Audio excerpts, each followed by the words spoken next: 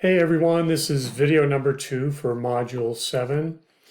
And in this video, I'd like to introduce the Lac Operon.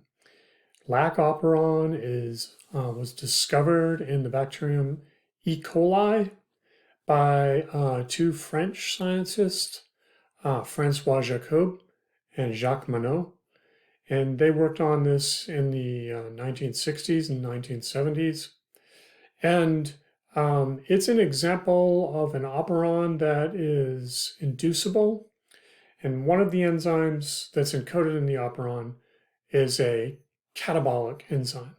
It's involved in breaking down the disaccharide lactose into two monosaccharides.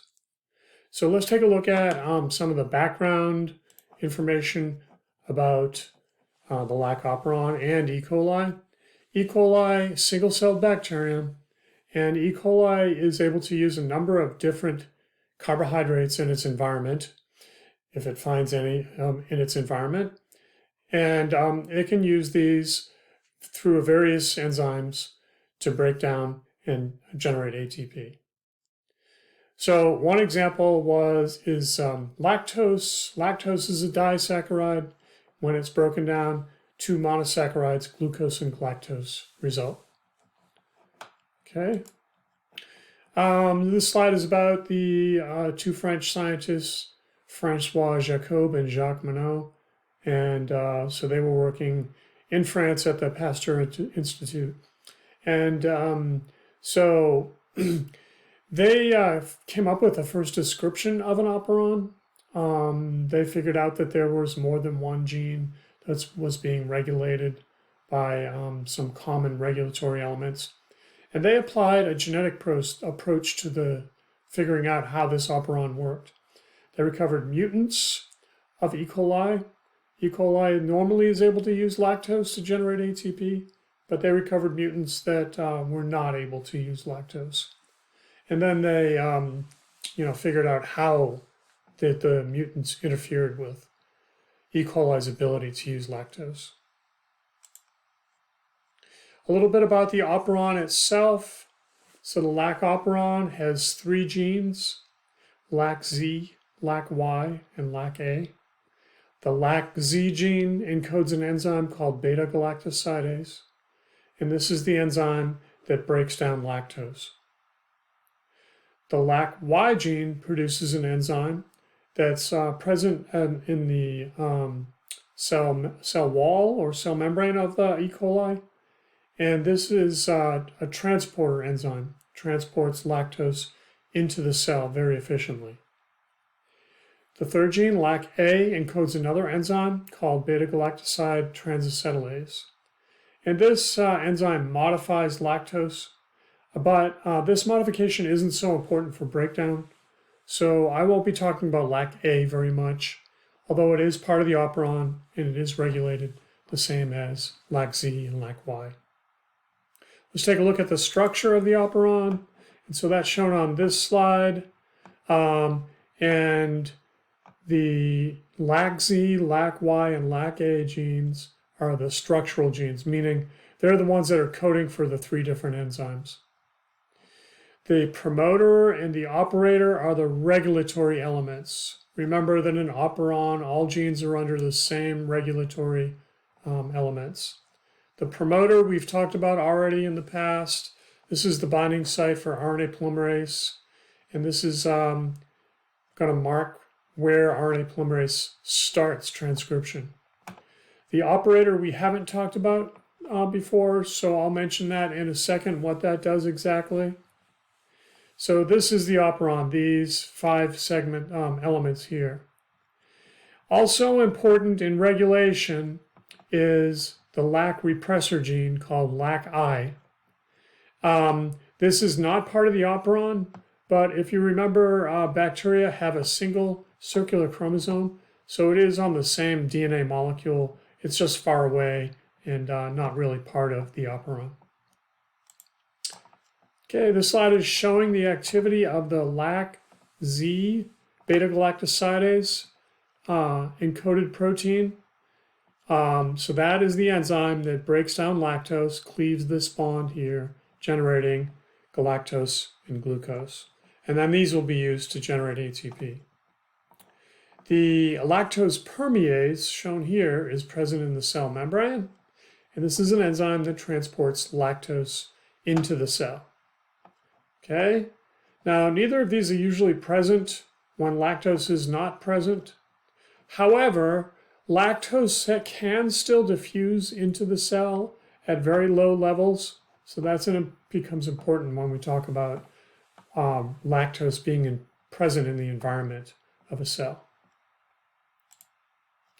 All right, now this slide is showing what the Lac repressor gene encodes and the role of that protein in regulation of the lactose operon.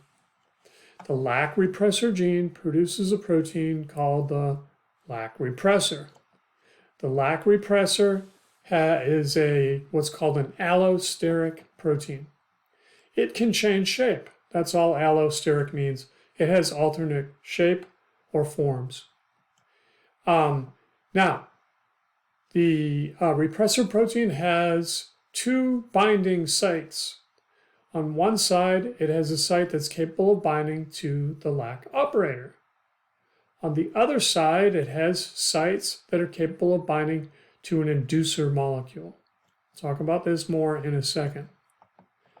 What happens when there's no lactose and there's no inducer is that the repressor protein binds to the Lac operator, and this binding is going to block RNA polymerase from moving down the promoter to start transcription. So the Lac repressor protein is a form of negative regulation. It's interfering with RNA polymerase transcribing the Lac operon. Okay, so this is showing it binding to the operator, blocking RNA polymerase. This is the situation when there's no lactose in the environment of an E. coli cell. No lactose means the repressor binds to the operator and the operon is shut off. Okay, so this is called repression. When lactose is present, the operon is induced. It's an inducible operon. This is how it's induced. So, I mentioned before that when lactose is present, a small amount of it can diffuse into the cell, even without lactose permease transporting it in. This lactose that gets into the cell is enzymatically converted to an isomer of lactose called allolactose. Allolactose is the inducer molecule from the previous slide. This is the molecule that can bind to the Lac repressor. When it binds to the repressor, it causes the repressor to change shape.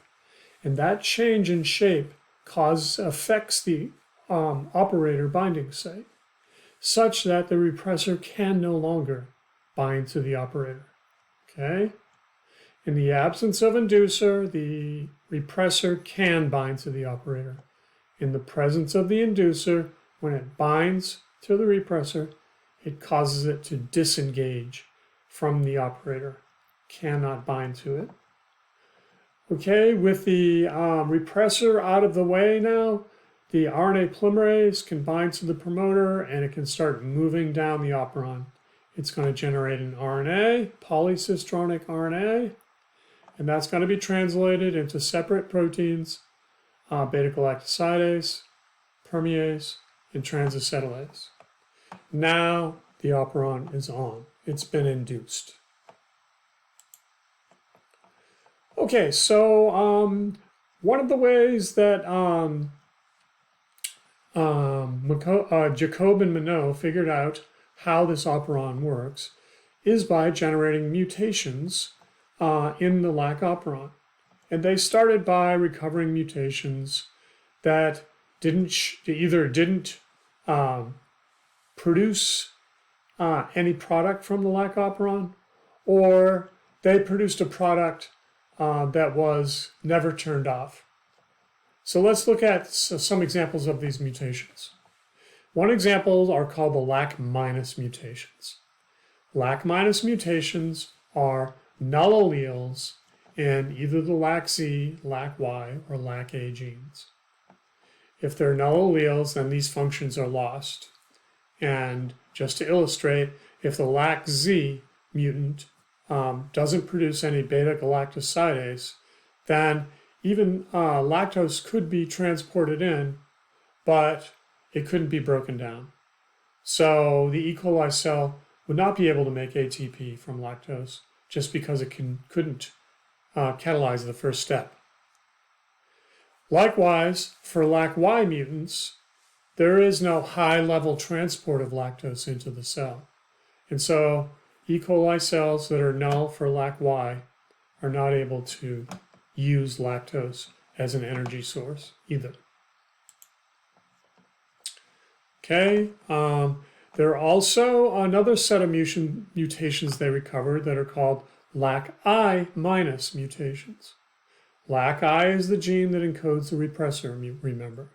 So these mutations wipe out function of the Lac repressor. They actually can work in one of two ways. Either they eliminate production of the repressor, or they mutate the operator binding site of the repressor. In any case, there's no repressor binding to the operator, and this is true in the presence or absence of lactose. Okay, so as a result of that, the operon is always on. The repressor can't bind even if it's present, and RNA polymerase can continually transcribe the operon. The operon is always on, it can never be shut off, even in the absence of lactose. Okay? Such a mutation in which the operon is always on is referred to as a constitutive mutation. Constitutive production means it's always produced, it can't be shut off. Okay, another mutation is called the I super S or the super repressor mutation. This is a mutation also in the gene encoding the repressor protein, the I gene. In this case, the mutation affects the inducer binding site such that the repressor cannot bind to the inducer. Here is the normal wild-type repressor. It can bind to the inducer, and that changes the shape of the operator binding site. In the Lac-I super S mutant, the binding site for the inducer is altered, and the inducer cannot bind.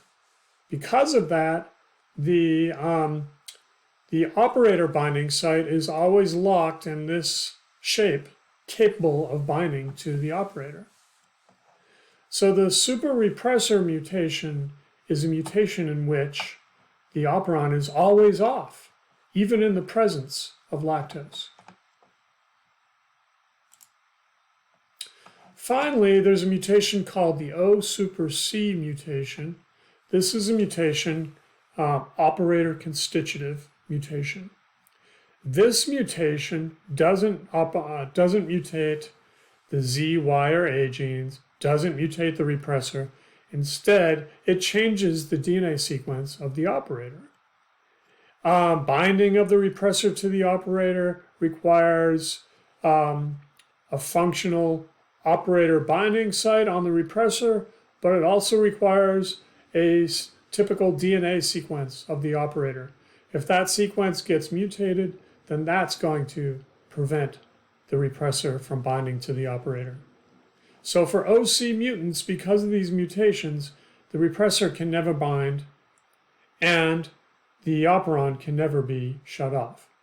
So it is constitutively expressed, and the C in OC stands for operator constitutive mutation.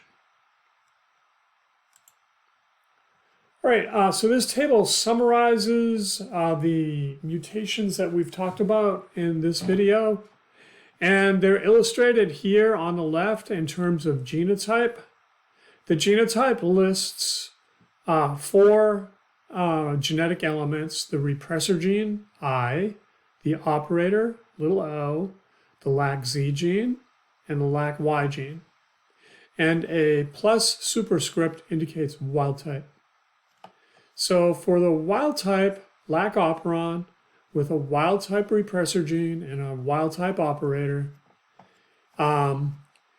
without an inducer, the LacZ activity is absent. In the presence of inducer, lactose, LacZ activity is present. It's induced. Same thing for LacY, because LacZ and LacY are under the same regulation.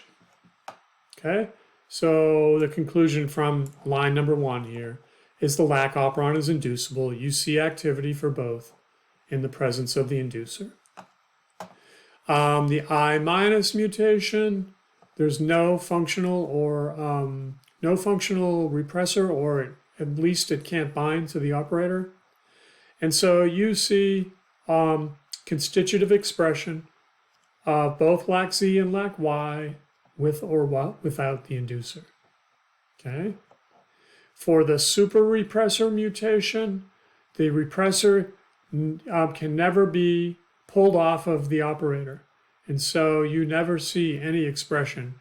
The operon is always off, even in the presence of the inducer. And then finally, for the operator constitutive mutation, the repressor can never bind to the operator. And so you see expression for both LacZ and LacY in the presence or absence of the inducer. All right, I'm going to end this video here, and in the next video, we'll talk about some more genetic experiments with respect to these mutations. See ya.